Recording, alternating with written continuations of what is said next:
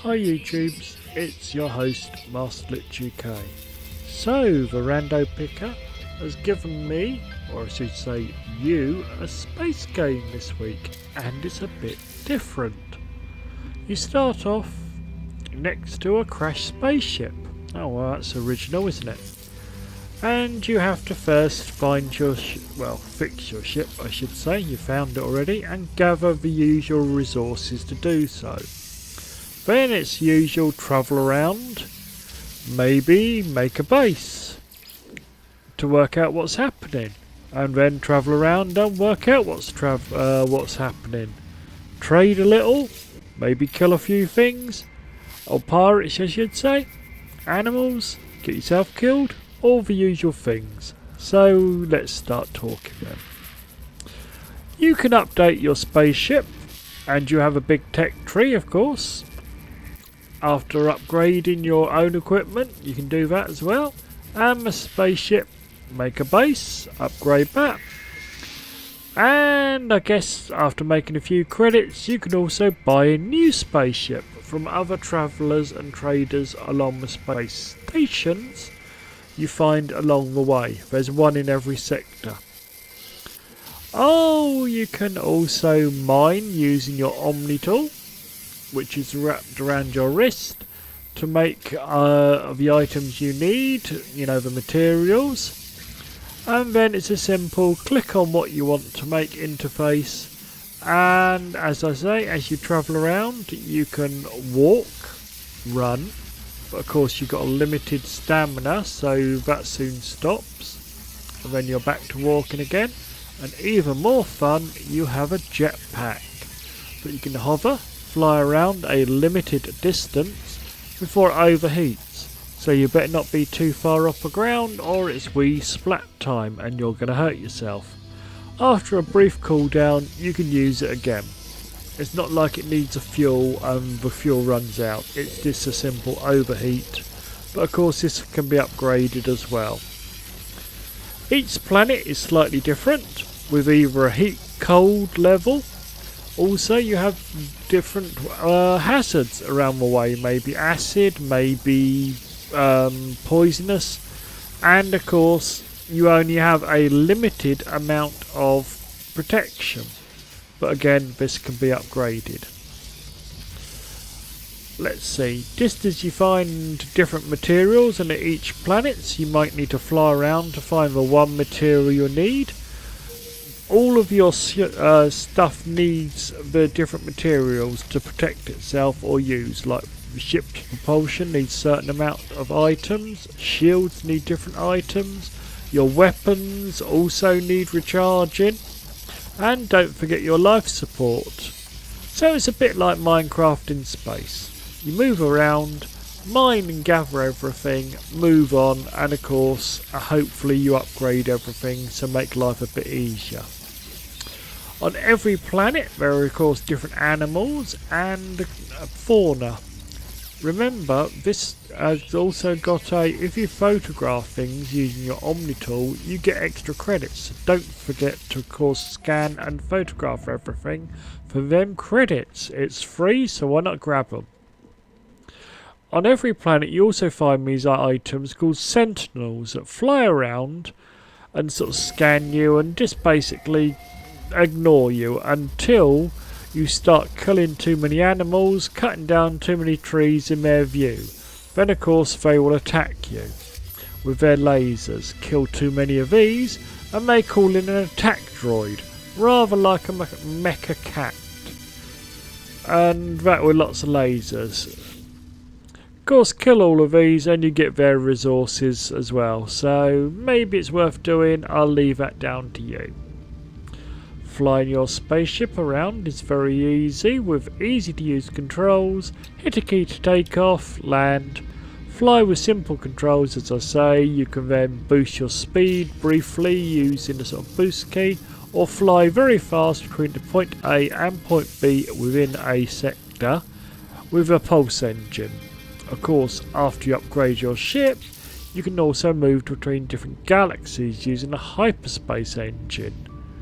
But that is for a later point in the game. and takes quite a lot of resources to do it. You can also now build up a base or a habitat.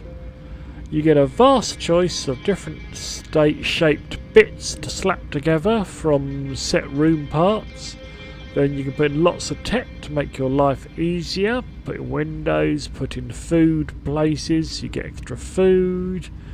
And of course then you have specialist terminals that you need to recruit overseers and other items to use properly. So you start to actually get a staff then, and you get a bit more of the actual idea and what the game is trying to point you towards. It's trying to point you to fly to get more information from these weird items you find around the place. Okay, you also have to protect yourself from pirates as you fly around deeper into the game, and as you fly around you might also find them being attacked or being attacking you, like traders, etc. It's up to you if you fly away or help and attack them. You might also get a few materials out of it as they get destroyed and drop their stuff. You never know. As I say, you can fly around, you can use your blasters on certain asteroids to mine a lot quicker than you can on the ground. But bear in mind, do this too much, you might attract them nice little pirates that try to come blast you up the sky.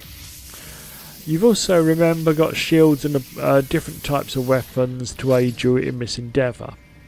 You can also just run away, of course, as well, unless you're grappled or stopped from doing it. What else have we got left? I think we've about covered most of the game.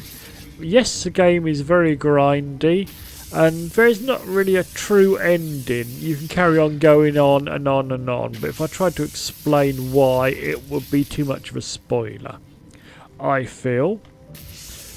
Yes, the game, as it was sold, was very overhyped and delivered very underdone and useless in the first, but it's been patched regularly and started to turn into a very interesting game. And I think it's a fun and worthwhile purchase at the current point in time and the current price. So let's talk about scores.